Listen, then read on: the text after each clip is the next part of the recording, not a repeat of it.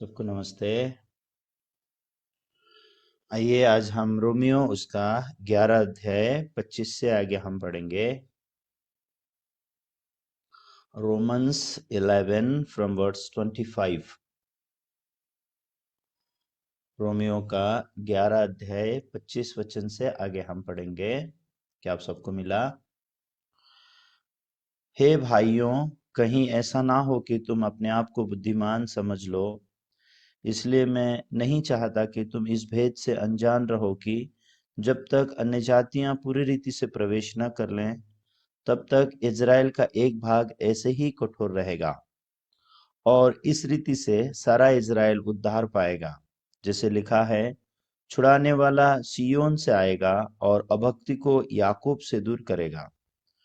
और उनके साथ मेरी यह वाचा होगी कि जब मैं उनके पापों को दूर कर दूंगा। सुसमाचार के भाव से तो तुम्हारे लिए वो परमेश्वर के वैरी हैं, परंतु चुन लिए जाने के भाव से वो बाप दादों के कारण प्यारे हैं। क्योंकि परमेश्वर के वरदान और बुलाहट अटल हैं। क्योंकि जैसे तुमने पहले परमेश्वर की आज्ञा न मानी, परंतु अभी उनके आज्ञा न मानने से तुम पर दया हुई, वैसे अब भी जब आज्ञा न मानी कि तुम पर जो दया होती है, इससे उन पर भी दया हो। क्योंकि परमेश्वर ने सबको आज्ञा उल्लंघन का बंदी बनाकर रखा ताकि सब पर दया करे। परमेश्वर का धन और बुद्धि और ज्ञान क्या ही गंभीर है। उसके विचार कैसे अथाह और उसके मार्ग कैसे अगम हैं। प्रभु की बुद्धि को किसने जाना, या उसका मंत्री कौन हुआ, या किसने पहले उसे कुछ दिया है जिसका बदला उसे दिया जाए। क्योंकि उसी की ओर से और उसी के द्वारा और उसी के लिए सब कुछ है। उसी की महिमा युगानुयुग होती रहे। आमीन। तो रोमियो के 11 अध्याय के 25 वचन के आगे जाकर के पौलुस किस प्रकार की बातों को एक्सप्लेन करते हुए दिखाई देता है। परमेश्वर की बुद्धि अगम है, और परमेश्वर का ज्ञान गंभीर है, और परमेश्वर के विचार अथाह है। अथाह मतलब जिसके जिसके अंत तक आप पहुंच नहीं सकते। इसलिए आपके लिए क्या कहा गया, हमारे लिए क्या कहा गया ये 25 वचन में, कि हे भाइयों, कहीं ऐसा ना हो कि तुम अपने आप को बुद्धिमान समझ लो। जब परमेश्वर का सुसमाचार तुम्हारे पास पहुंचा, जब तुमने परमेश्वर के अनुग्रह को प्राप्त किया, तो ऐसा मत समझो, अपने आप को बुद्धिमान मत समझो। इस प्रकार की चेतावनी यहाँ पे हम देख सकते हैं। तो हमने पिछले समय में जब रोमियो के 11 अध्याय का पढ़ाई करते समय कैसे तुम घमंडी मत हो जाओ, तुम अभिमानी मत हो जाओ, यहाँ पे जब हम बाइबल में देखते हैं बहुत सारे ऐसे हिदायत हैं जो परमेश्वर ने हमें दी है। ऐसी बहुत सारी चेतावनी है जो हमको दिया गया है। क्योंकि ये सब चीजें जो है हम धोखा खा करके हम अपने आप को बुद्धिमान समझ लेते हैं, या फिर हम अभिमानी हो जाते हैं, या फिर हम घमंडी हो जाते हैं। उसका कारण क्या है? हम परमेश्वर की बुद्धि का था नहीं पता चल सकता है। इसलिए परमेश्वर के बुद्धि को कोई परमेश्वर का बुद्धि और ज्ञान बहुत गंभीर है, और परमेश्वर के विचार कैसे अथाह है। अथाह मतलब जिसका अंत तक हम नहीं जा सकते। इसलिए हम लोग परमेश्वर के जो सोच विचार है उसके अथाह तक नहीं जाने के कारण हम क्या सोचने लग जाते हैं, हाँ मैं ही सब कुछ हूं, या मैं कुछ तो विशेष हूं। लेकिन हम परमेश्वर की पूर्ण योजना को हम नहीं समझते हैं। परमेश्वर की जो पूरी योजना होती है, परमेश्वर का जो मन का दुनिया है, परमेश्वर कैसे सोच विचार रखते हैं, उन बातों को हम लोग समझ नहीं सकते हैं। जैसे कि ये 36 वचन में जैसे आया है, रोमियो के 11 के 36 में जब हम देखते हैं तो यहाँ परमेश्वर क्या बोलते हैं, क्योंकि उसी की ओर से, उसी के द्वारा, उसी के लिए सब कुछ है। मतलब ये किसके बारे में लिखा है? परमेश्वर के बारे में क्या लिखा हुआ है? सब कुछ परमेश्वर की ओर से है। हम अन्य जाति हो, या फिर वो इजरायली हो, या फिर वो यहूदी हो, हम सब किसकी ओर से हैं? हम सब परमेश्वर की ओर से हैं। सब मानव जात परमेश्वर की ओर से है। आप जानते हैं इजरायली लोग क्यों घमंडी हो गए? क्योंकि इजरायली लोगों का घमंडी होने का एक कारण है, वो अपने आप को बुद्धिमान समझने का वो भी कारण है। क्योंकि बाइबल में उनके बारे में कहा गया है कि वो लोग ने परमेश्वर की धार्मिकता से अनजान होकर के वो लोग अपनी धार्मिकता स्थापित करने का यत्न किए, और ऐसे लिखा है कि वो अपने आप को बुद्धिमान बता बता करके वो लोग मूर्ख बन गए। ऐसे बहुत सारी बातें लिखी गई है, और ये सेम बातें आज हमारे लिए भी लागू होता है। तो हम अन्य जाति के लोग जो हमने उद्धार को पाया और हमको पता चला कि हमारे पाप प्रभु यीशु मसीह के लहू में क्षमा हो गए, और हमने जान लिया कि हम लोग धर्मी और हम लोग पवित्र हैं, और परमेश्वर हमारे पाप और अधर्मों को फिर कभी स्मरण नहीं करेगा। ये सत्य जो हमने जाना है, ये परमेश्वर ने हम पर अनुग्रह करके दिया है। उसका कारण क्या है? क्योंकि हम भी परमेश्वर की ओर से ही हैं। तो सब कुछ परमेश्वर की ओर से। सिर्फ ऐसा नहीं है कि इजरायली या यहूदी लोग ही परमेश्वर की ओर से हैं, ऐसा नहीं है। सब कुछ परमेश्वर की ओर से है। तो इस वचन को लेकर के अगर हम देखते हैं कि यूहन्ना के 3:16 में जैसे लिखा है कि परमेश्वर ने जगत से प्रेम किया, उसने अपना एकलौता पुत्र दे दिया कि जो कोई उस पर विश्वास करे वो नाश ना हो, अनंत जीवन को प्राप्त करे। तो जब हम बाइबल में देखते हैं परमेश्वर के जो वो योजनाएं हैं, ये परमेश्वर का जो मन का दुनिया है, वो बहुत ही सटीकता से लिखा हुआ है। लेकिन अगर आप अपने आत्मिक जीवन में अगर एक तरफा अगर चले गए, जैसे इजरायली और यहूदी लोग, आप लोग किस प्रकार के मुश्किलों में गिर सकते हैं? जैसे कि घमंडी होना, जैसे कि अभिमान करना, और उसके आगे क्या लिखा है? अपने आप को आप बुद्धिमान समझने लगोगे। और जब आप अपने आप को बुद्धिमान समझने लगोगे, उस समय आप परमेश्वर की बुद्धि की ओर देख नहीं पाओगे। उस समय में आप देख नहीं पाओगे कि परमेश्वर की योजना क्या है, परमेश्वर की बुद्धि क्या कहती है, परमेश्वर का ज्ञान क्या कहता है, परमेश्वर के विचार जो अथाह है उस वो क्या कहते हैं। परमेश्वर ये सभी चीज उसकी महिमा के लिए कर रहा है। परमेश्वर परमेश्वर के वचन में लिखा है, उसी की महिमा युगान युग होती रहे। युगान युग, हर युग में परमेश्वर की महिमा होती रहे। कोई ऐसा युग नहीं जिस युग में परमेश्वर की महिमा ना हो। हर युग में परमेश्वर की महिमा होती रहे। तो यहाँ पे जब हम देखते हैं कैसे इजरायली लोग कठोर किए गए और हमें अनुग्रह मिला। इजरायली लोगों ने सुसमाचार को स्वीकार नहीं किया। प्रभु यीशु मसीह, हालांकि उन्हीं में से आने के बावजूद भी उन्होंने प्रभु यीशु मसीह को स्वीकार नहीं किया। जब पौलुस ने जब सुसमाचार को प्रचार करना शुरू किया था, पौलुस के सुसमाचार प्रचार को जब हम देखते हैं, वो जब यहूदी लोगों को, इजरायली लोगों को प्रचार करते समय, वो लोग पौलुस के द्वारा सुसमाचार नहीं सुनते थे। तो असली अंत में जाकर के पौलुस क्या बोलता था? अगर तुम लोग सुसमाचार को नहीं सुनोगे तो मैं अन्य जातियों की ओर फिरता हूँ, मैं अन्य जातियों की ओर चला जाऊंगा, मैं दूसरे लोगों को प्रचार करूंगा। देखने के लिए ऐसा लगता है कि हाँ, इस समय में इजराइल लोग, यहूदी लोग सुसमाचार को नहीं सुन रहे हैं, ऐसा लगता है। लेकिन बाइबल में क्या लिखा है? बाइबल किस प्रकार से बताता है? तो क्या इजराइल इजराइल उद्धार नहीं पाएगा, ऐसा लिखा है? क्या इजराइल लोग कभी भी परमेश्वर से अनुग्रह नहीं प्राप्त करेंगे, ऐसा है? ऐसा नहीं है। तो हम लोग भी जब हम अपना आत्मिक जीवन जीते हैं, हम लोग देखते हैं कोई भाई बहन ऐसे होते हैं जो सच में प्रभु के मन से अपने आत्मिक जीवन को जीते हैं। कुछ लोग ऐसे होते हैं, बहुत कठोर होते हैं। कुछ लोग अलग अलग तरीके के हम लोगों को देख सकते हैं। लेकिन ऐसे समय में अगर हम ये भूल जाएं कि सब कुछ परमेश्वर की बुद्धि के अंदर है, सब कुछ परमेश्वर के ज्ञान के अंदर है, तो हम भी आसानी से घमंडी बन सकते हैं। कैसे? हाँ, दूसरों को बाइबल इतना मालूम नहीं, मुझे मालूम है। दूसरों ने उद्धार नहीं पाया, मैंने उद्धार पाया। दूसरों को सुसमाचार मालूम नहीं है, मुझे सुसमाचार मालूम है। ऐसे अनगिनत चीजें हैं जो हमको क्या बनाती है? हमको घमंडी बना देती है, हमको अभिमानी बना देती है, और हम अपने आप को बुद्धिमान समझते हैं। तो जिस समय से हम बुद्धिमान समझना शुरू हो जाते हैं, उस समय से हम मूर्खता का जीवन जिए बिना नहीं रह सकते। बुद्धिमान जब हम खुद को समझ लेते हैं, उस समय से हम मूर्ख बने बिना नहीं रह सकते हैं। क्यों ऐसा है? क्योंकि उस समय से हम परमेश्वर के ज्ञान से जिंदगी नहीं जिएंगे। उस समय से हम परमेश्वर के मन को नहीं ढूंढेंगे। उस समय से हम परमेश्वर की इच्छा और योजना को नहीं ढूंढेंगे। हम सिर्फ अपनी बुद्धि पर ही निर्भर होकर के जिंदगी जिएंगे। इसलिए रोमियो के 11 अध्याय 25 वचन में क्या लिखा है? हे भाइयों, कहीं ऐसा ना हो कि तुम अपने आप को बुद्धिमान समझ लो। इसलिए मैं नहीं चाहता कि तुम इस भेद से अनजान रहो कि जब तक अन्य जाति पूरी रीति से प्रवेश न कर ले, तब तक इजराइल का भाग ऐसा ही कठोर रहेगा। तो पौलुस के मन में किस प्रकार का मन है? अगर हम देखेंगे पौलुस के मन की बात को, तो पौलुस का मन कैसा है कि मैं नहीं चाहता कि तुम इस भेद से अनजान रहो। मतलब पौलुस ये जो इजराइल लोगों का कठोर होना और ये अन्य जाति के लोगों का सुसमाचार को सुनने की जो बात है, ये बात को वो चाहता है कि हम अन्य जाति के लोग जाने कि जब तक हम अन्य जाति के लोग पूरी रीति से प्रवेश नहीं करेंगे, जब तक जगत के छोर तक ये सुसमाचार प्रचार नहीं होगा, तब तक क्या होगा, ये इज़राइल का एक भाग ऐसा ही कठोर रहेगा, ऐसा लिखा हुआ है।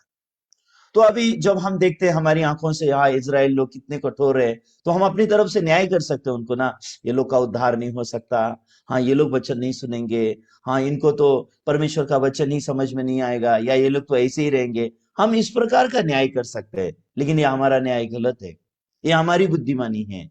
और जब हम अन्य जातियों को देखते हैं तो हमको लगता है हाँ ये अन्य जाति के लोग, ये तो सुसमाचार को कैसे सुनेंगे, इनको थोड़ी ना बाइबल मालूम है। हम इस प्रकार से सोच सकते हैं, लेकिन असलियत अगर देखा जाए तो अन्य जातियों के लोगों को परमेश्वर ने सुसमाचार को भेजा है। ये समय हम अन्य जाति लोगों का समय है। इस समय में हम लोग पूरे मन से ये सुसमाचार को प्रचार करना है। इस समय में हम सबको सुसमाचार प्रचार करना है, किसी को छोड़े बिना हम सबको सुसमाचार प्रचार कर सकते हैं। परमेश्वर ने सच में ये समय हमारे लिए ऐसा दिया है, क्योंकि जब अन्य जातियां पूरी रीति से प्रवेश हो जाएंगी तो क्या होगा आप जानते हैं। 26 वचन में लिखा है, और इस रीति से सारा इज़राइल उद्धार पाएगा, जैसे लिखा है, छुड़ाने वाला सिय्योन से आएगा और अभक्ति को याकूब से दूर करेगा। तो लिखा है इस तरीके से सारा इज़राइल उद्धार पाएगा। इसका मतलब क्या है, जब जगत के छोर तक जब सुसमाचार जाएगा, उसके बाद सुसमाचार लौट के कहां चला जाएगा, इज़राइल में फिर से सुसमाचार लौट के जाएगा। अभी ये संडे को हमने सुना कि कैसे पास्टर पाक इज़राइल जा रहे हैं सुसमाचार को प्रचार करने के लिए। तो ये सुसमाचार 2000 साल पहले इज़राइल में से निकला, और 2000 साल के बाद लौट कर ये सुसमाचार वहां जा रहा है। 2000 साल पहले जब यीशु समाचार को लेके निकला, वो पतरस था, पौलुस थे। आज 2000 साल के बाद यीशु समाचार को इज़राइल में लेके जा रहा है, वो परमेश्वर का दास पास्टर सुपार्क है। ये कितना सुंदर है कि हम लोग सब इस बाइबल के अंदर है। ये कितना सुंदर है कि हम सब परमेश्वर की बुद्धि और उसके ज्ञान के अंदर है। ये कितना सुंदर है कि हम सब परमेश्वर के अनुग्रह में है और परमेश्वर हम सबको चला रहा है। लेकिन अगर हम परमेश्वर की बुद्धि और ज्ञान से परे रह करके, अगर हम सिर्फ अपनी बुद्धि और अपने ज्ञान को अगर ऊंचा करेंगे, तो हम और कुछ नहीं तो भी हम सिर्फ घमंडी बन सकते हैं, हम सिर्फ अभिमान कर सकते हैं, हम सिर्फ अपने आप को बुद्धिमान बोल सकते हैं, और इस प्रकार की चीजें जो है हमारे आत्मिक जीवन के लिए बिल्कुल लाभदायक नहीं है। तो मैं सच में आशा करता हूं कि जैसे जैसे हमें परमेश्वर के वचन को सुन रहे हैं, परमेश्वर के वचन के आगे हमारा मन अगुवाई किया जा सके, ताकि हमारा मन निरंतर परमेश्वर के अनुग्रह को प्राप्त कर सके और परमेश्वर की महिमा करते हुए हम लोग इस संसार का जिंदगी को बिता सके। तो जब भी मैं रोमियो की पुस्तक को पढ़ता हूँ, सच में मेरा मन बहुत धन्यवादित होता है। तो ये रोमियो की पुस्तक के बाद मैं सोच रहा हूँ कि आगे और हम लोग ऐसा ऑनलाइन पढ़ाई नहीं करेंगे, हम लोग सिर्फ जूम में ही पढ़ाई करेंगे, क्योंकि यूट्यूब और फेसबुक में क्योंकि बहुत सारे नए लोग सुनते हैं, तो उनको हम इतनी, ये जो परमेश्वर का जो मन का दुनिया है, या फिर हम जो आत्मिक सहभागिता का जो दुनिया है, हम लोग उनको ऑनलाइन में कंटिन्यू बोलने से वो लोग समझ नहीं पाएंगे। जैसे कि आज अगर लोग रोमियो के पुस्तक के इस भाग को पढ़ेंगे तो उनको सुसमाचार का ज्ञान नहीं मिलता, और जो लोग सुसमाचार सटीकता से जाने बिना इस प्रकार के वचन को जब वो लोग सुनने जाते हैं, उन लोग की आत्मा के लिए वो चीजें सच में फायदा नहीं है। इसलिए लोगों ने सबसे पहले सुसमाचार को सुनना चाहिए, और लोगों ने उद्धार को पाना चाहिए। तो आप जो उद्धार पाए हुए भाई बहन हैं, आप लोग ने सच में परमेश्वर के वचन को पढ़ते हुए, परमेश्वर के वचन के साथ सहभागिता करते हुए, एक दूसरे के साथ परमेश्वर के वचन को पढ़ के, किताबों को प्रेजेंटेशन करके, इस प्रकार से हमने हमारे आत्मिक जीवन को जीने की जरूरत है।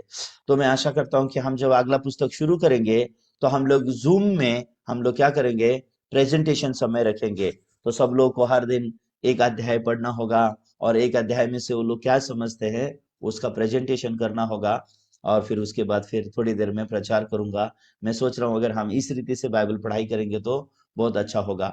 तो पढ़ाई के भी अलग अलग लेवल होते हैं, और जब हम मन की दुनिया के बारे में जब हम सोचते हैं, सच में हमारा मन परमेश्वर के आगे बहुत धन्यवादित है कि ये अंत के समय में परमेश्वर ने हमें ये बहुत ही अद्भुत समय दिया है कि हम परमेश्वर के ये मूल्यवान सुसमाचार को सुन पाए, हम सब उद्धार प्राप्त कर सके, और हम ये उद्धार का सुसमाचार दूसरों को प्रचार कर पा रहे। सच में ये बहुत धन्यवादित है। तो रोमियो के 11 अध्याय में पौलुस किस ओर हमारे मन की अगुवाई करता है, अगर हम 28 वचन में देखेंगे तो क्या लिखा है, सुसमाचार के भाव से तो तुम्हारे लिए वो परमेश्वर के बैरी हैं, परंतु चुन लिए जाने के भाव से वो बाप दादों के कारण प्यारे हैं। तो अगर हम सुसमाचार के भाव से अगर हम देखते हैं तो लिखा है कि वो लोग परमेश्वर के बैरी हैं, लेकिन चुन लिए जाने के कारण जब हम देखते हैं तो बाप दादों के कारण प्यारे हैं। एक तरफ वही लोग बैरी भी दिखते हैं, वही तरफ वो प्यारे भी दिखते हैं। हम लोग भी ऐसे ही हैं। एक समय हम लोग परमेश्वर के सामने कैसे थे? हम लोग बैरी लोग थे, सही है।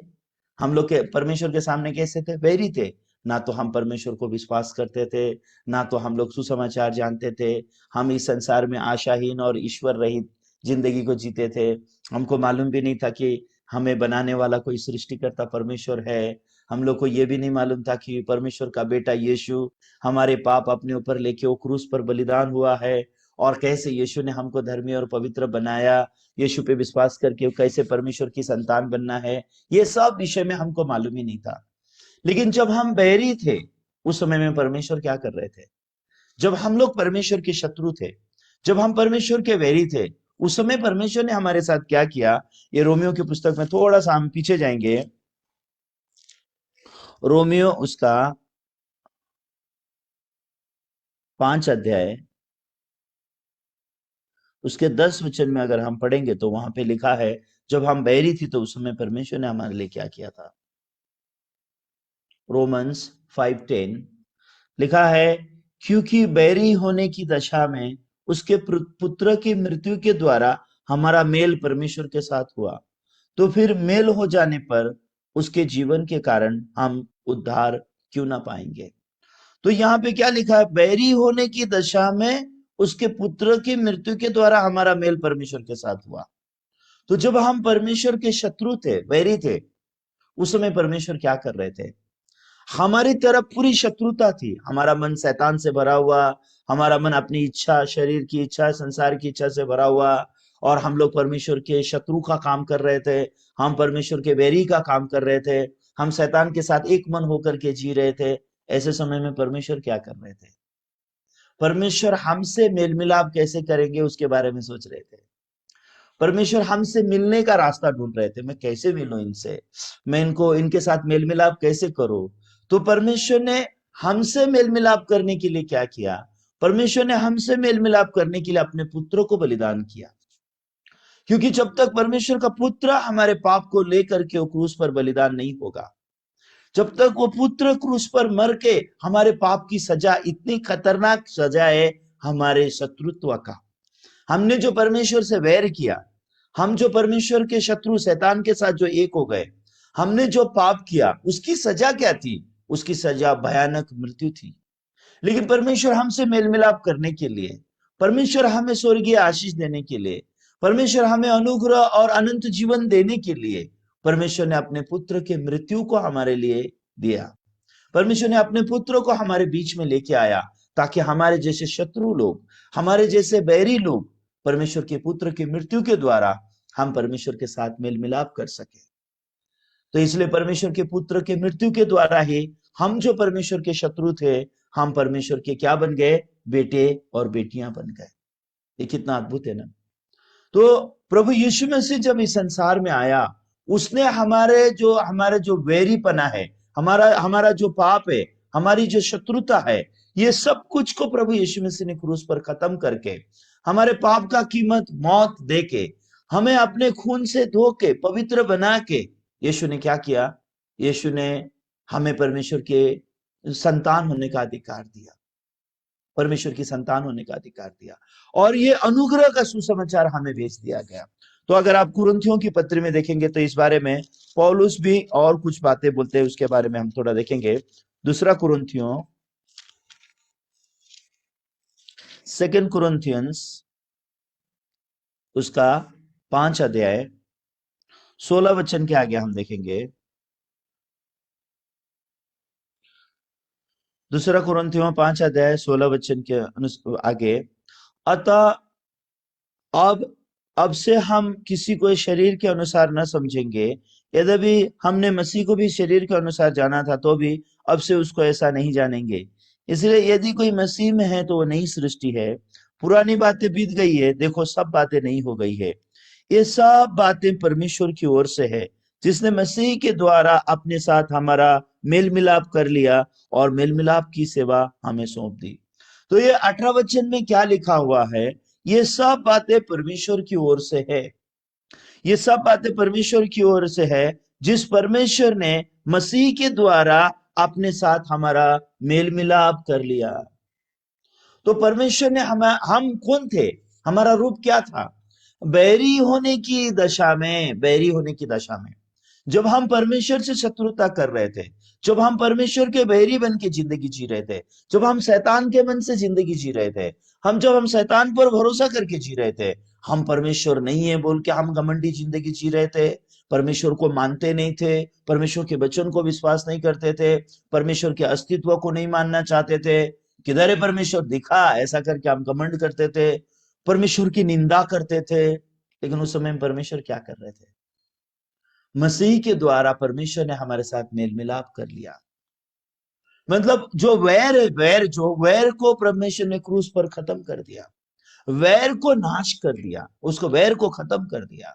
तो प्रभु यीशु मसीह के द्वारा परमेश्वर ने हमारे साथ मेल मिलाप कर लिया बोल के लिखा है। तो ये 18 वचन में जब हम देखते हैं, ये सब बातें परमेश्वर की ओर से है, जिसने मसीह के द्वारा अपने साथ हमारा मेल मिलाप कर लिया और मेल मिलाप की सेवा हमें सौंप दी। तो अभी हमारा परमेश्वर के साथ मेल मिलाप होना है, या परमेश्वर ने मसीह यीशु के द्वारा मेल मिलाप कर लिया? तो मेल मिलाप कर लिया। अब हम परमेश्वर के वैरी नहीं है, हम वैरी नहीं है। लेकिन बहुत सारे लोग अभी भी ऐसा सोचते हैं कि वो परमेश्वर के वैरी है। अभी भी वो लोग सोचते हैं कि वो लोग पापी है। अभी भी वो लोग सोचते हैं कि वो लोग नरक में जाएंगे। अभी भी क्यों? क्योंकि उनको परमेश्वर का सुसमाचार सटीकता से मालूम नहीं है। उनको परमेश्वर की बुद्धि और उसके ज्ञान और उसके विचार जो अथाह है, लोग उसके बारे में लोग अनजान है। क्योंकि लोग परमेश्वर के ये सुसमाचार को सटीकता से नहीं जानने की वजह से, परमेश्वर की इच्छा, परमेश्वर की योजनाओं को लोग ठीक रीति से नहीं जानने की वजह से, वो लोग क्या सोचते हैं, नहीं, मैं तो अभी भी परमेश्वर का बैरी हूं। क्यों? क्योंकि अभी भी वो लोग अपने कर्मों को देखते हैं। अगर अभी भी आप अपने कर्मों को देखोगे तो आपको लगेगा कि आप परमेश्वर के बैरी हो। अभी भी अगर आप अपने कर्मों की ओर देखोगे और आप वो परमेश्वर को नहीं देखोगे जिसने मसीह के द्वारा आपके साथ मेल मिलाप कर लिया है, तो फिर आपका आत्मिक जीवन बहुत मुश्किल में गिरेगा। लेकिन आपने किस बात को जानने की जरूरत है? मेरा मेल मिलाप मेरी ईमानदारी से नहीं हुआ है परमेश्वर के साथ। मेरा मेल मिलाप मेरी अच्छाई के साथ द्वारा नहीं हुआ है परमेश्वर के साथ। मैंने परमेश्वर की सेवा की, मैं परमेश्वर के प्रति ईमानदार रहा, मैंने शत्रुता छोड़ दी परमेश्वर से, मैं परमेश्वर के प्रति प्यारा बन गया, इसके लिए मेरा परमेश्वर के साथ मेल मिलाप हुआ है, ऐसा है क्या? नहीं। मेरा मेल मिलाप का कंडीशन क्या है? किस कंडीशन से मेरा मेल मिलाप हुआ है परमेश्वर के साथ? मेरे बुरे कर्म को छोड़ के मैंने अच्छे कर्म करने लग गए, इसके लिए परमेश्वर मेरी ओर मेल मिलाप करने के लिए आया है, ऐसा है क्या? मैं जो उपवास और प्रार्थना नहीं करता था, अभी मैं उपवास और प्रार्थना करने लग गया, इसके लिए परमेश्वर मेरी ओर मेल मिलाप करने आया है क्या? नहीं। ये हमारा तरीका है मेल मिलाप का। हमारा तरीका कौन सा है पता है? हाँ, अभी मैं बैरी नहीं बनूंगा, अभी मैं बहुत अच्छा आदमी बनूंगा, मैं अभी बहुत अच्छा इंसान बनूंगा, मैं अच्छे से जिंदगी जीऊंगा, मैं पाप नहीं करूंगा, मैं धर्म के काम करूंगा। मैं ये नहीं बोल रहा हूँ आपको कि आप पाप करो या फिर धर्म के काम मत करो, मैं ऐसी शिक्षा नहीं दे रहा हूँ, ओके? तो आप फिर से मुझे मत बोलना पास्टर आप ऐसी शिक्षा दे रहे हैं क्या। लेकिन मेल मिलाप का कंडीशन हम क्या सोचते हैं? हमको क्या लगता है हम परमेश्वर से मेल मिलाप करने के लिए क्या करना चाहिए? हम कर्मों की ओर जाते हैं, व्यवस्था की ओर जाते हैं। हमें पता नहीं है कि हम लोग को पहले ही परमेश्वर ने कहां डाल दिया है, आज्ञा उल्लंघन का बंदी बना करके रखा है, हम लोग नहीं जानते। तो परमेश्वर ने हम सबको आज्ञा उल्लंघन का बंदी बना दिया। इसका मतलब क्या है? परमेश्वर ने कभी ऐसा रास्ता हमको दिया ही नहीं कि हम परमेश्वर की आज्ञा पालन करें, हम परमेश्वर के प्रति ईमानदार बने, हम परमेश्वर के प्रति अच्छे बने, ताकि हम परमेश्वर के साथ मेल मिलाप कर सके। ऐसा रास्ता परमेश्वर ने हमारे लिए रखा ही नहीं है।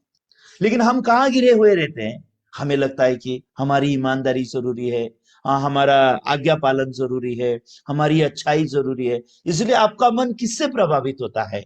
मसीह यीशु से प्रभावित होता है, जिसके द्वारा परमेश्वर ने आपके साथ मेल मिलाप किया है, या फिर आप अपने कर्मों के द्वारा आपका मन प्रभावित होता है? तो आपके मन में आराम कब आता है? जब आप कुछ तो अच्छा करते हो, सही है ना? आज सुबह आप उठे, आप सब वचन सुन रहे, आपको अच्छा लगेगा ना? जब आप बिस्तर में जाओगे अभी थोड़ी देर के बाद जा करके, फिर से जब आप लेट जाओगे तो आपको बहुत अच्छा लगेगा। आज कम से कम सुबह उठ के मैंने परमेश्वर का वचन तो सुना। ऐसा एक अच्छा एक रिलैक्स मन आपके मन में आएगा। किसके कारण आएगा? मसीह यीशु के कारण, या आप उठ के वचन सुने इसके कारण? तो लोगों के मन की गहराई में अगर जाके देखेंगे ना, लोगों के मन के गहराई में मेल मिलाप का कंडीशन, खुशी और शांति का कंडीशन, धन्यवादिता का कंडीशन, ये कंडीशन सब कहां से होता है पता है आपको? उनके अंदर से आने वाली चीजों से होता है। उनके अंदर से आने वाली चीज, उन्होंने क्या किया क्या नहीं किया। अगर आप 2-4 दिन वचन नहीं सुनोगे, मैं ये नहीं बोल रहा हूं वचन मत सुनो, आप हर दिन वचन सुनो, मैं भी आप लोग को देखना चाहता हूं। लेकिन मैं क्या बोलना चाहता हूं, परमेश्वर के साथ हमारा मेल मिलाप का कंडीशन क्या है? परमेश्वर ने हमसे हमसे किसके द्वारा मेल मिलाप किया? हमारी ईमानदारी के द्वारा मेल मिलाप किया? हमारी बाइबल पढ़ाई के द्वारा मेल मिलाप किया? हमने पाप नहीं किया इसके लिए मेल मिलाप किया? हम सुधर गए, बदल गए, हम अच्छे इंसान बन गए इसलिए परमेश्वर ने हमारे साथ मेल मिलाप किया? या मसीह यीशु के द्वारा परमेश्वर ने हमसे मेल मिलाप किया? तो ऐसा करके शैतान हमें क्या धोखा देता है? मसीह के मृत्यु का मूल्य हमारे मन से निकाल देता है। मसीह का मूल्य हमारे मन से निकालना चाहता है। तो शैतान हमें क्या धोखा देता है? नहीं नहीं नहीं नहीं, तुम भी कुछ तो हो। नहीं नहीं नहीं नहीं, तुम्हारा भी कोई तो कंडीशन है। इसके लिए शैतान हमको अभिमानी बना देता है, घमंडी बना देता है, और शैतान हमको धोखा देता है कि हम लोग बुद्धिमान हैं, हमने भी कुछ तो किया है परमेश्वर के लिए, या हम कुछ करना चाहिए परमेश्वर के लिए। ऐसी चीजों के द्वारा शैतान निरंतर हमको धोखा देता है। लेकिन परमेश्वर हमको क्या सिखाता है? अभिमानी मत हो, घमंडी मत हो, खुद को बुद्धिमान मत समझ। ऐसी बातें निरंतर परमेश्वर का वचन हमको सिखाता है। क्यों? क्योंकि परमेश्वर जानता है कि हमारे अंदर कोई घमंड करने की योग्य बात नहीं है। लेकिन हम धोखा खाते हैं तो हम घमंडी बन जाते हैं, धोखा खाते हैं तो हम अभिमानी बन जाते हैं। लेकिन असलियत में परमेश्वर के साथ जो हमारा मेल मिलाप हुआ है, ये मेल मिलाप का कंडीशन क्या है? मसीह यीशु है। तो क्या ये मेल मिलाप कभी टूट सकता है क्या? हमारा मेल मिलाप किसके द्वारा हुआ है? लिखा है उसके पुत्र की मृत्यु के द्वारा। पुत्र का मृत्यु हो गया, मसीह यीशु क्रूस पर बलिदान हो गया। मसीह यीशु क्रूस पर बलिदान होके हमारा मेल मिलाप हुआ है परमेश्वर के साथ। तो कौन हमको परमेश्वर से अलग कर सकता है? कौन हमको परमेश्वर से अलग करेगा? क्या मेरे कोई कर्म या मेरे कोई कंडीशन मुझे परमेश्वर से अलग कर सकते हैं क्या? मेरे कोई भी कर्म या मेरे कोई भी कंडीशन मुझे परमेश्वर से अलग कर सकता है क्या? नहीं। लेकिन बहुत सारे लोग आज इतना ये सटीक विश्वास उनके मन में नहीं होने की वजह से उनके मन में बहुत सारी चीजें चलती रहती है। मैंने ऐसा जिंदगी जिया, मैंने वैसा जिंदगी जिया, मैंने ये नहीं किया, मैंने वो नहीं किया, मैं घमंडी हूं, मैं अभिमानी हूं, मैं ये हूं, मैं वो हूं। ऐसे बहुत सारी स्टोरी उनके मन में रह जाते हैं। और कई सारे लोगों के मन में तो ऐसा है, हाँ मैं कभी परमेश्वर के प्रति ईमानदार नहीं रहा, मैं परमेश्वर के प्रति कभी अच्छा नहीं रहा, तो मेरा और परमेश्वर का नाता बना रह सकता है क्या? मैं और परमेश्वर एक बन के जी सकते हैं क्या? बहुत सारे चीज लोगों के दिलो दिमाग में रहता है। क्यों? क्योंकि वो लोग सच में परमेश्वर का साइड नहीं जानते। आत्मिक जीवन में ये नहीं है भाई बहन कि आप अपना साइड जानो। आपके साइड के बारे में क्या लिखा पता है? आपके पास 3 चीजें, ओके, मेरी बात ध्यान से सुनिए। एक है आपका मन, जो धोखेबाज है। दूसरा है आपका शरीर, जिसके अंदर कोई अच्छाई वास नहीं करती है। तीसरा है आपका सोच, जो निरंतर बुरा है। ये 3 चीजें आपकी तरफ, ये तीनों चीज कभी आपको परमेश्वर की तरफ ईमानदार नहीं बनाती, कभी परमेश्वर के बारे में विश्वास करने नहीं देती। ये आपके सोच निरंतर आपको बोलते हैं परमेश्वर है ही नहीं। आपका शरीर निरंतर बुराई दिखाते रहता है, वो शत्रु है परमेश्वर का। और उसके बाद आपका मन निरंतर आपको धोखा देते रहता है। अगर आप अपने आप से अलग हो जाओ, अगर आप अपने आप पर भरोसा ना करो, और अगर आप सिर्फ परमेश्वर के मन की साइड देखो, परमेश्वर के मन में आपके लिए क्या है, आत्मिक जीवन में जरूरी क्या है, परमेश्वर के मन में मेरे लिए क्या है, ये जानना, परमेश्वर का मन स्वीकार करना, परमेश्वर के साथ एक होना ही हमारा आत्मिक जीवन है। लेकिन बहुत सारे लोग अपने आप को उसमें इंक्लूड करते हैं, बहुत सारे लोग अपने आप को उसमें जोड़ देते हैं। तो जैसे उद्धार के मामले में 100% अनुग्रह के द्वारा हमारा उद्धार हुआ है, जैसे हमारा धर्मी बनना 100% यीशु के लहू के कारण है, हमारा पवित्र बनना 100% यीशु के क्रूस के बलिदान के द्वारा है, वैसे ही आत्मिक जीवन भी हम 100% अनुग्रह से प्राप्त करते हैं। आशीर्वाद जो परमेश्वर से हमें पानी होती है। आपके मन में सटीक विश्वास रहना चाहिए। क्या विश्वास रहना चाहिए? मसीह के मृत्यु के द्वारा मेरा परमेश्वर के साथ मेल मिलाप हुआ है। परमेश्वर ने मुझे अपना इकलौता बेटा दिया है, वो मुझे सब कुछ क्यों नहीं देगा? सब कुछ मतलब ये सभी चीजें जो आपको चाहिए ब्लेसिंग में। तो परमेश्वर अपना हृदय कैसे दिखाता है हमको? मैंने तुम्हारे लिए अपना इकलौता बेटा दिया, मैं तुम्हें सब कुछ क्यों ना दूंगा? लेकिन हम लोग क्या बोलते हैं? मैंने तो अच्छा से आत्मिक जीवन नहीं जिया, परमेश्वर मुझे सब कुछ क्यों देगा? है कि नहीं? और मैं पास्टर नहीं हूं तो परमेश्वर मुझे सब कुछ क्यों देगा? हाँ, मैं तो अच्छा काम नहीं करता तो तो ये जो जो मन का जो दुनिया है ना, ये दुनिया मिटने की जरूरत है। ये मन की दुनिया है। क्यों हम लोग बाइबल स्टडी करने की जरूरत है? क्यों हमको बाइबल पढ़ने की जरूरत है, या फिर पढ़ाने की जरूरत है, या प्रचार करने की जरूरत है, या फिर रोज हमने परमेश्वर के वचन को लेकर के इतने डिस्कशन करने की जरूरत क्यों है? ताकि हम परमेश्वर की मन की बातें जान सके। आपको मैं एक चीज बताना चाहूंगा।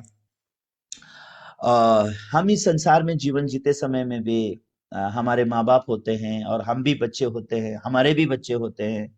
लेकिन आपको पता है कि कौन सा परिवार बहुत मजबूत होता है? एक परिवार होता है जिनका मन आपस में बहता है। पति पत्नी का नाता भी किनका मजबूत होता है पता है आपको? जो पत्नी 100% अपने पति के मन को जानती हो, और जो पति 100% अपनी पत्नी के मन को जानता हो, और जो पति पत्नी जो मन को जानते हैं, उनके अंदर विश्वास का दुनिया फॉर्म हो सकता है। उनके बीच में फूट नहीं हो सकती। उनके बीच में कोई अविश्वास नहीं डाल सकता। उन लोगों के बीच में कोई धोखा नहीं दे सकता। बाप और बेटे का नाता भी ऐसा ही होता है। जो बाप अपने बेटे के मन की दुनिया पूरी रीति से जानता है, और जो बेटा अपना मन की दुनिया अपने पिता को पूरी रीति से प्रकट करता है, जो मन की दुनिया बिल्कुल छुपी हुई नहीं होती, उनके बीच में अविश्वास का आना, किसी ने धोखा देना आसान नहीं होता। तो परमेश्वर और हमारे बीच में भी ऐसा ही है। क्यों हम निरंतर शैतान से धोखा खाते हैं? क्यों शैतान हमारे बीच में फूट डालता है? क्यों शैतान हमको निरंतर धोखा देता है? क्योंकि परमेश्वर के मन की बातें हम लोग नहीं जानते। हमको लगता है परमेश्वर से मेल मिलाप करने के लिए क्यों ये संसार में लोग इतने दयनीय बन जाते हैं परमेश्वर से मेल मिलाप करने के लिए। कितना लोग रोते हैं, कितना उपवास करते हैं, कितना प्रार्थना करते हैं, ताकि वो लोग परमेश्वर से मेल मिलाप कर सके। मैं ये नहीं बोल रहा हूं आप उपवास मत करो, प्रार्थना मत करो, लेकिन मेल मिलाप करने के लिए उसके द्वारा मेल मिलाप नहीं होता। क्योंकि हम तो बैरी थे ना। बैरी लोगों से मेल मिलाप करने का रास्ता सिर्फ परमेश्वर ने खोला। तो परमेश्वर ने ऐसा रास्ता बनाया, वो रास्ता यीशु मसीह है। यीशु मसीह के क्रूस के मृत्यु के द्वारा, बैरी होने की दशा में अपने ही पुत्र के मृत्यु के द्वारा हमारा मेल मिलाप परमेश्वर के साथ हुआ है। तो यीशु परमेश्वर के साथ मेल मिलाप करने के लिए यीशु ने जो कीमत चुकाया है, मृत्यु, उसके बाद हमको कोई और कीमत चुकाने की जरूरत नहीं है। तो परमेश्वर का जो मन का दुनिया हमारे लिए खुल चुका है। परमेश्वर हमसे मेल मिलाप करने के लिए अपनी बाह हमारे लिए खोल चुके हैं। जैसे कि लूका के 15 अध्याय में जैसे उड़ाऊ पुत्र लौट के पिता के पास आता है, पिता ने पहले ही उड़ाऊ पुत्र के लिए वस्त्र तैयार करके रखे हैं। पिता ने पहले ही उड़ाऊ पुत्र के लिए अंगूठी तैयार करके रखा है, जूते तैयार करके रखे हैं। सब कुछ पिता ने अपने पुत्र के लिए तैयार करके रखा है। बस पुत्र को लौट के पिता की ओर जाना है। पिता ने सब कुछ तैयार करके रखा है ताकि अपने उस गंदे और घिनौने बच्चे को गले लगाए, वो गंदे और घिनौने बच्चे को प्यार करे, वो गंदे और घिनौने बच्चे को अच्छा से अच्छा वस्त्र दे, वो गंदे और घिनौने बच्चे को जूता दे, वो गंदे और घिनौने बच्चे को सब कुछ दे। ये पिता की तैयारी है। तो जैसा उड़ाऊ पुत्र बिना कुछ चीज के सिर्फ बस उसने लौट के पिता की ओर गया, पिता के द्वारा सब कुछ उसको प्राप्त होता है, हमारा आत्मिक जीवन भी ऐसा ही है। लेकिन शैतान हमको क्या धोखा देता है? नहीं, तुमने उपवास करने की जरूरत है, तो हम कहाँ रह गए? उपवास में रह गए। तुमने प्रार्थना करने की जरूरत है, हम कहाँ रह गए? प्रार्थना में रह गए। हमारा मन पिता की ओर नहीं लौटता, हमारा मन पिता की ओर नहीं देखता, जिसने मेल मिलाप के लिए सारा रास्ता खोल दिया है। इसके लिए आज इस संसार में बहुत सारे क्रिश्चियन लोग पापी के पापी हैं। मसीह लोग पापी होने का कारण क्या है? क्योंकि उनको मालूम नहीं है यीशु की मृत्यु में उनके पाप धुल गए। उनको मालूम नहीं है यीशु के लहू में उनके पाप धुल गए। उनको मालूम नहीं है यीशु के बलिदान के द्वारा ही वो लोग पवित्र किए गए। ये सत्य उनको पता नहीं है। इसके लिए वो लोग क्या करते हैं? वो लोग परमेश्वर के साथ मेल मिलाप का रास्ता ढूंढते हैं। उनको परमेश्वर के लिए लगन है। क्यों? ऐसे ही वो चर्च नहीं जाते हैं, ऐसे ही वो प्रार्थना नहीं करते हैं, ऐसे ही दान धर्म नहीं करते हैं। अगर उद्धार पाए हुए लोग और उद्धार नहीं पाए हुए लोगों का तुलना किया जाए कर्मों में, तो उद्धार नहीं पाए हुए लोगों का मुझे लगता है 100% कर्म अच्छे हैं। उद्धार पाए हुए लोगों को अगर आप देखोगे तो वो लोग दशमांश देने के प्रति भी ईमानदार नहीं होते, प्रेयर करने के प्रति भी ईमानदार नहीं होते, दान देने के प्रति भी ईमानदार नहीं होते। उद्धार पाए हुए लोगों में ऐसे एक खासियत होते हैं। उद्धार पाए हुए लोग हमेशा हमेशा अपने आप को छुपा के जीना पसंद करते हैं, लेकिन उद्धार नहीं पाए हुए लोगों को आप देखोगे तो प्रार्थना करने में लॉलीन रहते हैं। बराबर सुबह 5 बजे उठ के वो लोग प्रेयर मीटिंग रखते हैं। कभी कभी तो फुल नाइट प्रेयर मीटिंग बोलते हैं, कभी कभी चेन मीटिंग रखते हैं। उनके उपास के दिन हफ्ते में कम से कम 2 या 3 दिन, 2-2 3 दिन वो लोग उपास रखते हैं, और उनकी प्रेयर मीटिंग निरंतर चलती रहती है। जब सुसमाचार का काम हो बोलो तो सब लोग अपना दान इकट्ठा करते हैं, दशांश देने में एक नंबर रहते हैं। इनके कर्म अगर देखोगे तो सच में उद्धार नहीं पाए हुए लोगों के कर्म बहुत ज्यादा होते हैं, लेकिन इतना कर्म करने के बाद भी बेचारे पापी के पापी रह जाते हैं। इतना चर्च में जाके मिशनरी सेवा करके, दान दे के, ऑफरिंग दे के, उपवास करके, प्रार्थना करके, सब कुछ करने के बाद भी अंत में क्या है? हे प्रभु मुझ पापी पर दया कर दीजिए, हे प्रभु मेरे पाप धो दीजिए, हे प्रभु मुझे धर्मी और पवित्र बना दीजिए। वो लोग यही प्रार्थना करते रहते हैं। क्यों? क्योंकि उनको लगता है और थोड़ा पैसा देने की जरूरत है, और थोड़ा ऑफरिंग देने की जरूरत, और उपवास करने की जरूरत है। क्यों? उनको लगता है इस तरीके से परमेश्वर के साथ मेल मिलाप होगा, लेकिन परमेश्वर के साथ इस तरीके से मेल मिलाप नहीं होता। परमेश्वर के साथ मेल मिलाप करने का सिर्फ एक ही तरीका था, वो तरीका परमेश्वर ने दिखाया है। वो क्या है? परमेश्वर के पुत्र यीशु के मृत्यु के द्वारा हमारा मेल मिलाप हुआ है। इसलिए अगर आप देखोगे रोमियो का ये आ,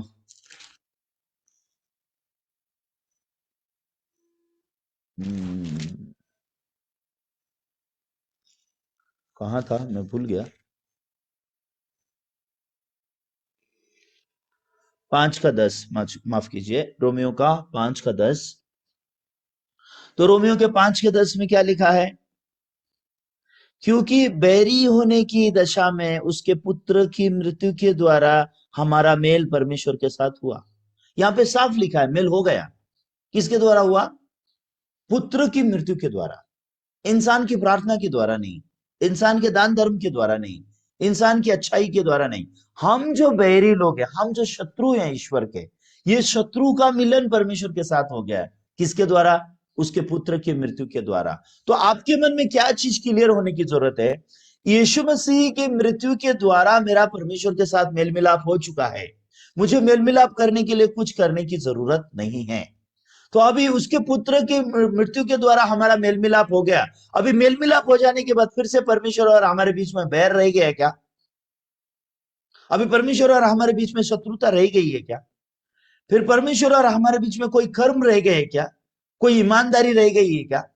क्या रह गया है? कुछ नहीं, सिवाय मसीह यीशु के कुछ भी नहीं है हमारे और परमेश्वर के बीच में। तो मसीह यीशु के द्वारा हमारा मेल मिलाप परमेश्वर के साथ हुआ, और मसीह यीशु के द्वारा ही हम लोग हमारे आत्मिक जीवन को जीते हैं। इसके लिए 2 कुरिन्थियों 5 के 18 में जब देखेंगे तो ये बात को और यहाँ पे एक्सप्लेन किया है। पौलुस ने इस बात को यहाँ पे रोमियो के 5 के 18 में भी क्लियर किया है। आइए हम देखेंगे 2 कुरिन्थियों 5 का 18। ये सब बातें परमेश्वर की ओर से है, जिसने मसीह के द्वारा अपने साथ हमारा मेल मिलाप कर लिया और मेल मिलाप की सेवा हमें सौंप दी। तो यहाँ पे भी 18 वचन में साफ रीति से क्या लिखा है कि ये सब बातें परमेश्वर की ओर से है, जिसने मसीह के द्वारा अपने साथ हमारा मेल मिलाप कर लिया। तो परमेश्वर ने ऑलरेडी क्या कर लिया भाई बहन? मेरी बात अभी ध्यान से सुनिए। परमेश्वर ने मसीह यीशु के द्वारा मेल मिलाप कर लिया, और क्या किया? लिखा है मेल मिलाप का वचन हमको सौंप दिया। इसका मतलब क्या है? अभी परमेश्वर ने मेल मिलाप करने के बाद मेल मिलाप का वचन हमको सौंप दिया। अभी हमारा काम क्या है? जब वो मेल मिलाप का वचन हम ग्रहण करते हैं तो हम मेल मिलाप में एकत्रित हो जाते हैं।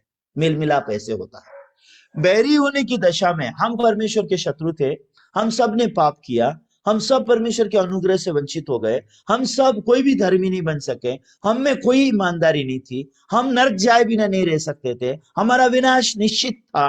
लेकिन परमेश्वर हमसे प्यार किया, हमें बचाना चाहा। तो परमेश्वर हमसे मेल मिलाप करना चाहता था, क्योंकि वो भी अकेला नहीं रहना चाहता था। समझ रहे हैं? वो हमारे साथ रहना चाहता है।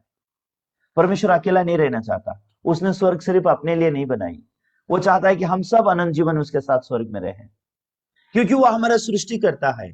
वो हमको भूलता नहीं है, वो हमको भूल नहीं सकता है, क्योंकि उसने हमको अपने प्रतिरूप में बनाया है। वो जानता है हमने शैतान से धोखा खाया, लेकिन शैतान के साथ छोड़ने का मन उसका हमारे हमारे प्रति नहीं है। वो जानता है हम सब ने शैतान से धोखा खाया, वो जानता है सब हमने पाप किया, वो जानता है हम सब शत्रु बन गए, फिर भी वो हमको शत्रु की दशा में छोड़ने का उसका मन नहीं है। वो हमें अपने पुत्र की मृत्यु के द्वारा मेल मिलाप करना चाहता है। पुत्र यीशु के द्वारा वो हमें उसका संतान होने का अधिकार देना चाहता है, और पुत्र यीशु के द्वारा वो चाहता है हम एक नया जीवन जिए। वो चाहता है कि हम यीशु का जीवन जिए, हम परमेश्वर के बेटे और बेटियों का जीवन जिए।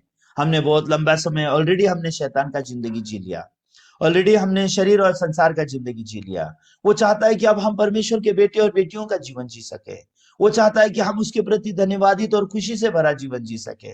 लेकिन बहुत सारे लोग, ये मेल मिलाप का मामला उनके मन में क्लियर नहीं होने की वजह से बहुत सारे लोग पापी के पापी रह जाते हैं, क्योंकि वो मेल मिलाप का वचन उनके मन तक प्रवेश नहीं किया। तो अभी पौलुस ने क्या समझा ये बात को, ये मेल मिलाप का वचन हमें सौंपा गया है, इसलिए वचन हमको लोगों तक पहुंचाना चाहिए। तो वचन पहुंचाना चाहिए मतलब हमको लोगों तक क्या वचन पहुंचाना चाहिए? यीशु की मृत्यु के द्वारा तुम्हारा परमेश्वर के साथ मेल मिलाप हो गया। यीशु मसीह क्रूस पर मरकर तुम्हारे पाप धो दिए। यीशु मसीह ने तुम्हें पवित्र कर दिया है। यीशु के द्वारा तुम परमेश्वर की संतान हो गए हो। ये मेल मिलाप का वचन अभी जो हमको सौंपा गया है, ये मेल मिलाप का वचन आपको दिया जा रहा है। आमीन। जो ये मेल मिलाप का वचन पौलुस को मिला, पौलुस ने ये मेल मिलाप का वचन अन्य जातियों को दे दिया। ये मेल मिलाप का सुसमाचार है। तो मेल मिलाप का मामले में उदाहरण के लिए मैं बता रहा हूं, आपका और मेरा आपस में शत्रुता है। सपोज मेरा और दायंते डिकन का शत्रुता है। क्यों शत्रुता है? क्योंकि दायंते डिकन ने 1 लाख रुपए मुझसे लिया था, वो 1 लाख रुपया दिए नहीं। तो मैंने बैंक से लोन लेके उनको 1 लाख रुपया दिया था, लेकिन वो मुझे लौटाया नहीं। उस समय से उनके और मेरे बीच में दरार पड़ गई, और उस समय से डिकन मेरे क्या बन गए? शत्रु बन गए। ठीक है। शत्रु बनने के बाद क्या होता है? वो मुझे आंखें मिला के बात नहीं कर सकते हैं, वो जब मुझे देखते हैं ऐसे हाथ नहीं हिला सकते हैं, नमस्ते नहीं बोल सकते हैं, और वो हमेशा ऐसे उलझन भरे हुए रहेंगे, मुश्किल में पड़े रहेंगे, और मुझे देखते ही भागने की कोशिश करेंगे। लेकिन मैं क्या करना चाहता हूं? मैं मेल मिलाप करना चाहता हूं। क्यों? मुझे डिक्कन चाहिए, मुझे दायंते डिक्कन चाहिए। मैं उनके साथ बातचीत करना चाहता हूं, मेरा मन उनके साथ बांटना चाहता हूं, मैं चाहता हूं कि मेरे साथ लेके उनको चलूं। तो मैं क्या करता हूं? वो 1 लाख की समस्या को मैं खुद सुलझाऊंगा। तो मैं क्या करता हूं? एंथोनी भाई को बुलाता हूं। हे एंथोनी भाई, हाँ इधर आओ। हाँ जी पास्टर। हाँ, तुम जल्दी से 1 लाख रुपए अरेंज करो, और जा करके वो डिकन दायंते का जो 1 लाख रुपए का कर्जा है वो तुम भर दो। वो भर के तुम वापस आके रिसीट आके मुझे देना है, ठीक है? हाँ जी पास्टर। वो एंथोनी भाई क्या किया? जा करके 1 लाख रुपया बैंक में भर के वो रिसीट लेके आके और मुझे दे दिया। और उस समय से मैं क्या कर रहा हूँ? वो रिसीट मैं दायंती डिकन को पहुंचाने की कोशिश कर रहा हूँ। हेलो, तुम्हारे और मेरे बीच में जो 1 लाख की समस्या थी वो सुलझ गई।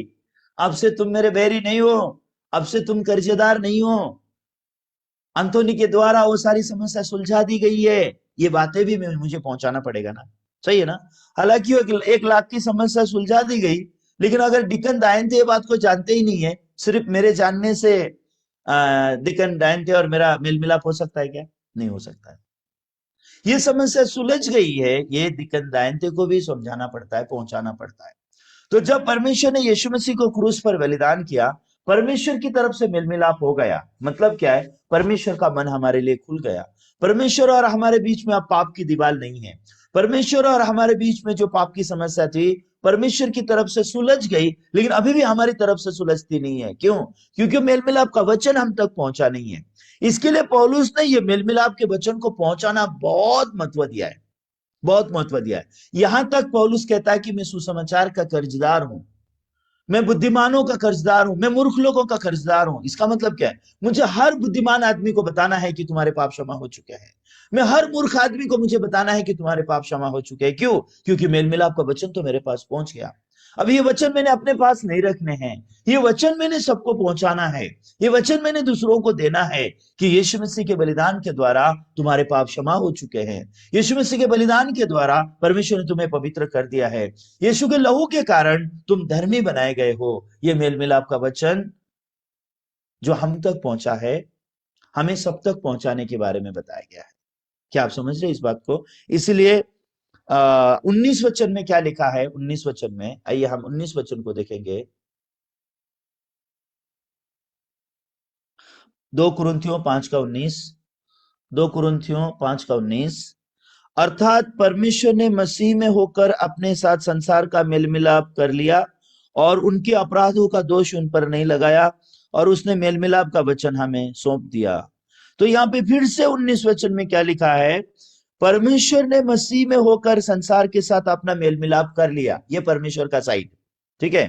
परमेश्वर ने तो संसार के साथ अपना मेल मिलाप कर लिया और उनके अपराधों का दोष उन पर नहीं लगाया। मतलब ये संसार के लोगों ने जितने पाप और अपराध किए हैं, ये सारे पाप और अपराध का दोष परमेश्वर ने संसार के लोगों पर नहीं लगाया, और ये सारे पाप और अपराधों का दोष किन पर आ गया? यीशु पर आ गया। और यीशु के मृत्यु के द्वारा पाप और अपराधों का दोष और दंड खत्म हो गया। और उसके बाद क्या किया?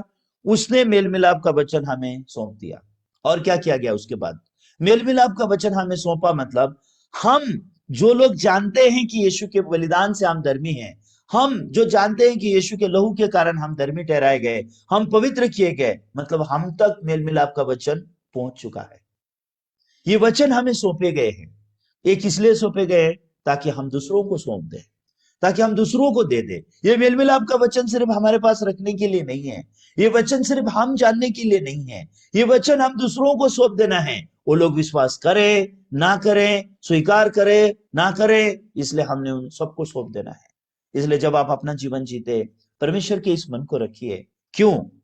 क्योंकि 20 वचन में आगे लिखा है, इसलिए हम मसीह के राजदूत हैं। मानो परमेश्वर हमारे द्वारा विनती कर रहा है, हम मसीह की ओर से निवेदन करते हैं कि परमेश्वर के साथ मेल मिलाप कर लो। तो यहाँ पे क्या लिखा गया है? हम मसीह के राजदूत हैं। हम मसीह के राजदूत हैं। हम मसीह के राजदूत हैं, मतलब कौन मसीह के राजदूत है? जिनके पास मेल मिलाप के वचन पहुंच गए, हम सब लोग मसीह के राजदूत हैं। इसलिए मैं मसीह का राजदूत हूं ऐसा नहीं बोलता है पौल। पौल बोलता है हम मसीह के राजदूत है, कलीसिया मसीह की राजदूत है। उद्धार पाया हुआ हर एक बंदा मसीह का राजदूत है। राजदूत का काम क्या होता है? अपने देश को रिप्रेजेंट करना, अपने देश को बताना। तो हम किसके राजदूत है? हम मसीह के राजदूत है। हम अपनी बातें नहीं बोलते, हम अपने सोच नहीं बोलते, हम हमारे कर्मों का प्रचार नहीं करते, हम मसीह यीशु का प्रचार करते हैं। हम मसीह यीशु की बातें लोगों को बताते हैं, हम मसीह यीशु के वचन लोगों तक पहुंचाते हैं। इसलिए हम कौन है? मसीह के राजदूत है। और आगे लिखा है, मानो परमेश्वर हमारे द्वारा विनती कर रहा है। यहाँ पे लिखा है तुम मानो कि परमेश्वर क्या कर रहा है? हमारे द्वारा विनती कर रहा है। इसका मतलब क्या है? परमेश्वर के वचन हमारे द्वारा प्रचार किए जा रहे हैं। ये ऐसा ही है जैसे परमेश्वर खुद प्रचार कर रहा हो, ये ऐसे है जैसे परमेश्वर खुद विनती कर रहा हो, ये ऐसे जैसे परमेश्वर हमसे बातें कर रहा हो। जो हम परमेश्वर के वचन सुनते हैं, ये वचन मनुष्य के नहीं है, ये वचन परमेश्वर के हैं। इसलिए जब हम इसे सुनते हैं, परमेश्वर का वचन बोल के सुनने की जरूरत है। जब हम इसे प्रचार करते हैं तो परमेश्वर के वचन को प्रचार करना है, हमारी विचारधारणाओं को नहीं। हमें क्या अच्छा लगता है, हमें क्या अच्छा नहीं लगता, मेरा सोच क्या है, मेरी इच्छा क्या है, इसका कोई भी मतलब नहीं है। सुसमाचार का वचन, मेल मिलाप का वचन परमेश्वर हमारे द्वारा क्या करना चाहता है? दूसरों को पहुंचाना चाहता है। तो फिर अभी हमारे पास ये सवाल रहेगा, इतने आज्ञा भंग करने वाले लोगों का क्या? ये लोग परमेश्वर की आज्ञा नहीं पालन करते हैं, उनका क्या? परमेश्वर का आज्ञा पालन किए बिना जीते हैं, उनका क्या? अगर आप बाइबल में सटीकता से देखेंगे तो उसके बारे में रोमियो के 11 अध्याय में लिखा हुआ है। आइए हम 29 वचन से पढ़ेंगे, 29 से 32 तक हम पढ़ेंगे। रोमियो 11 का 29 से 32 तक हम एक बार पढ़ेंगे। लिखा है, क्योंकि परमेश्वर के वरदान और बुलाहट अटल है। क्योंकि जैसे तुमने पहले परमेश्वर की आज्ञा न मानी, परंतु अभी उनकी आज्ञा न मानने से तुम पर दया हुई, वैसे ही उन्होंने भी आज्ञा न मानी कि तुम पर जो दया होती है उसे उन पर भी दया हो। क्योंकि परमेश्वर ने सबको आज्ञा उल्लंघन का बंदी बनाकर रखा है, ताकि वो सब पर दया करे। तो परमेश्वर का सटीक हृदय रोमियो के 11 अध्याय 32 वचन में आके हम मिल सकते हैं। क्यों लोग आज्ञा नहीं पालन किए, क्यों लोग आज्ञा भंग किए? लिखा है परमेश्वर ने सबको आज्ञा उल्लंघन में बंदी बनाकर रखा है। क्यों आप जानते हैं? क्योंकि परमेश्वर अपनी दया सबको दिखाना चाहता है। परमेश्वर अपना अनुग्रह, अपना प्यार सबको दिखाना चाहता है। परमेश्वर क्या बोलना चाहता है मानव जात से? परमेश्वर हमसे क्या बोलना चाहता है? तुम लोग ईमानदार हो इसलिए तुम्हारा मेरे साथ मेल मिलाप होता है, ऐसा नहीं है। तुम लोग मेरी आज्ञाओं का पालन करते हो इसके लिए तुम्हारा और मेरा मेल मिलाप होता है, ऐसा नहीं है। तुम लोग अच्छे हो गए हो इसलिए तुम्हारा और मेरा मेल मिलाप होता है, ऐसा नहीं है। तुम तो आज्ञा भंग करने वाले लोग हो, तुम तो वैरी हो, तुम तो पाप करने वाले लोग हो, तुम तो सिर्फ बुराई और दुष्टता में रहना पसंद करने वाले लोग हो। लेकिन मैंने तुम्हारे साथ मेरा मेल मिलाप किया है अपने पुत्र यीशु के मृत्यु के द्वारा। तो परमेश्वर हमारे दिल में मसीह के क्रूस को स्थापित करना चाहता है। परमेश्वर हमें सटीकता से बोलना चाहता है तुम्हारा और मेरा मेल मिलाप का कारण क्या है? मसीह यीशु है। तो परमेश्वर की दया से प्रभु यीशु मसीह हमारे जीवन में आया है। परमेश्वर के अनुग्रह से हम यीशु मसीह के सुसमाचार को विश्वास कर सके हैं। आज परमेश्वर का अनुग्रह हम पर हुआ है ताकि हम इस मूल्यवान सुसमाचार पर विश्वास कर सके। तो हमने क्या नहीं देखना है? मैं कितना आज्ञा भंग करता हूं ये नहीं देखना है। मैंने क्या देखना है? वो बड़ी दया को रखे हुए परमेश्वर को देखना है, जिसने मुझे आज्ञा भंग में रख दिया था ताकि मैं क्या करूं? उसकी दया को प्राप्त करूं।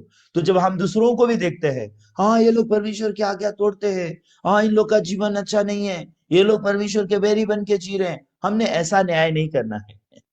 अगर हम ऐसा न्याय करते हैं तो क्या कर रहे हैं? हम अपने आप को बुद्धिमान समझ रहे हैं, हम अपने आप को ज्ञानी समझ रहे हैं। परमेश्वर की उस योजना को न जानकर, परमेश्वर की उस प्लान को ना जानकर कि जो आज्ञा भंग में भी अपनी दया को दिखाना चाहता है, अपने अनुग्रह को दिखाना चाहता है।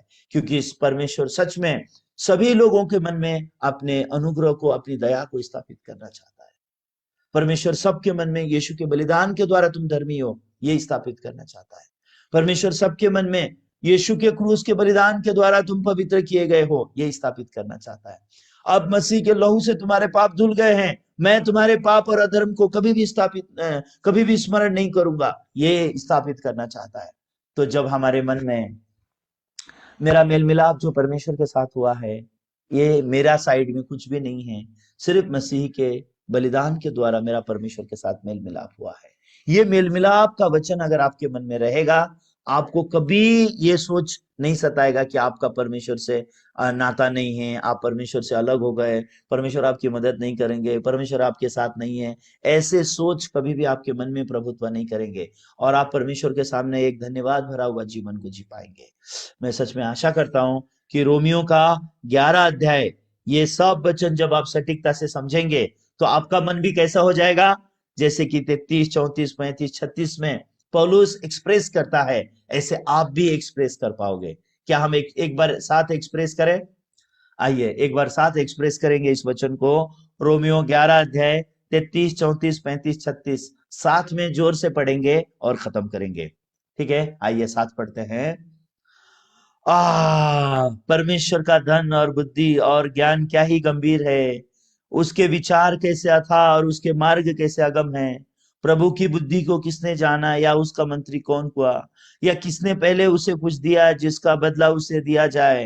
क्योंकि उसी की ओर से, उसी के द्वारा, उसी के लिए सब कुछ है, उसी की महिमा युगानुयुग होती रहे, आमीन।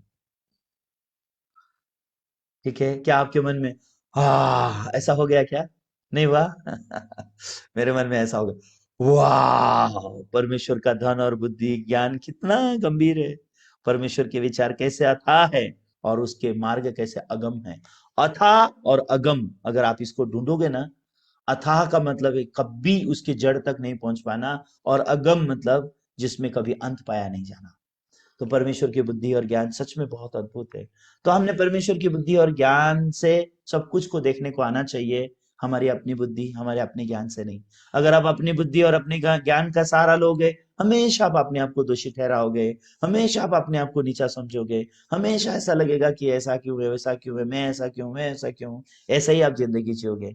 लेकिन भले आप कुछ भी नहीं समझे, एक चीज आपको समझना है, मेरा मेल मिलाप जो परमेश्वर के साथ हुआ है वो किसके द्वारा हुआ है? यीशु की मृत्यु के द्वारा। यीशु के लहू से मैं धर्मी बना हूं, यीशु के बलिदान से मैं पवित्र हुआ हूं। जो मेरा मेल मिलाप जो परमेश्वर के साथ हुआ है, जिसमें मेरा साइड कुछ भी नहीं है, सिर्फ मेल मिलाप का वचन मुझे विश्वास करना है। Is it clear? मेल मिलाप का वचन जो प्रचार किया जा रहा है, बस वो वचन में हम विश्वास करते हैं। वो क्या है? यीशु क्रूस पर बलिदान होकर यीशु ने मुझे पवित्र किया, यीशु ने अपने खून से मुझे धर्मी बनाया, और परमेश्वर मेरे पाप कभी भी याद नहीं करेगा। ये मेल मिलाप के वचन है। जब आप ये वचन को अपने मन में रखते हैं, आपका मन क्लियर हो जाएगा। मेरा परमेश्वर के साथ एक होना, मेरा साइड कुछ भी नहीं है, सिर्फ परमेश्वर की ओर से है, परमेश्वर के लिए है, परमेश्वर के द्वारा है, और मसीह यीशु के बलिदान से मेरा मेल मिलाप परमेश्वर के साथ हो गया। तो मेरे कोई कर्म नहीं है। तो जैसे हमारे कोई कर्म हमको धर्मी नहीं बनाते, वैसे हमारा कोई कर्म भी परमेश्वर के साथ हमारा मेल मिलाप नहीं करता। हमारी प्रार्थना, हमारे उपास, हमारे अच्छे कर्म, हमारी सेवकाई, ये सब कुछ हमको परमेश्वर से एक नहीं करता, मेल मिलाप नहीं करता। हमारा मेल मिलाप यीशु के द्वारा हुआ है। हम धर्मी यीशु के द्वारा बने हैं, हम पवित्र यीशु के द्वारा बने हैं। ऐसे परमेश्वर ने हमारे लिए कर दिया ताकि हम कभी पीड़ित ना हो। आमीन। तो मैं सच में आशा करता हूं आप एक बहुत खुशी भरा हुआ आत्मिक जीवन जिएंगे। परमेश्वर के साथ मेरा मेल मिलाप हो गया है, और परमेश्वर के साथ मेल मिलाप करने की जरूरत नहीं है। मेल मिलाप के वचन को हम विश्वास करने से ही सब कुछ है। तो मैं आशा करता हूं आप लोग ऐसे आत्मिक जीवन को बिता पाएंगे। आइए हम यहाँ प्रार्थना करेंगे। स्वर्गीय पिता परमेश्वर, आपको धन्यवाद देते हैं आज भी रोमियो के 11 अध्याय के द्वारा कैसे प्रभु हम बैरी होने की दशा में आपने मसीह के मृत्यु के द्वारा हमसे मेल मिलाप किया है।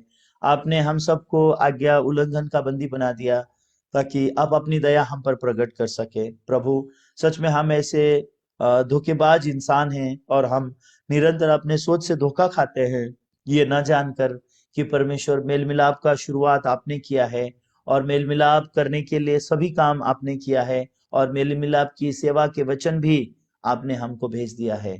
प्रभु, सच में हमारी तरफ से कुछ भी नहीं था, लेकिन बहुत साल हमने, बहुत लंबे समय हमने खुद को देखकर, खुद से आशा करके हमने जिंदगी को जिया है। लेकिन अब आप चाहते हो कि हम खुद से मन फिरा लें, और हम परमेश्वर आपकी ओर देखें। जो परमेश्वर हमसे मेल मिलाप करना चाहता था, हम आपकी ओर देखें कि आपने अपने पुत्र के मृत्यु के द्वारा हमसे मेल मिलाप किया है, और हम आपकी ओर देखें कि परमेश्वर ये मेल मिलाप का वचन भी आप ही ने हमको अपने दासों के द्वारा भेजा है। और आज परमेश्वर हमसे अपने दासों के द्वारा विनती करता है कि मसीह यीशु के द्वारा ही हमारा मेल मिलाप हुआ है, इसलिए अब तुम परमेश्वर के साथ मेल मिलाप कर लो। प्रभु, हमारे भाई बहनों को अनुग्रह दो, उनके मन की अगुवाई कर दो, ताकि सबका मेल मिलाप परमेश्वर के साथ सटीकता से हो सके, और ये मेल मिलाप के वचन उनके मन में एक एक करके स्थापित हो सके, ताकि वो परमेश्वर आपके साथ एक स्वतंत्र आत्मिक जीवन को जी सके। यीशु मसीह के पवित्र नाम से मैंने प्रार्थना किया, आमीन।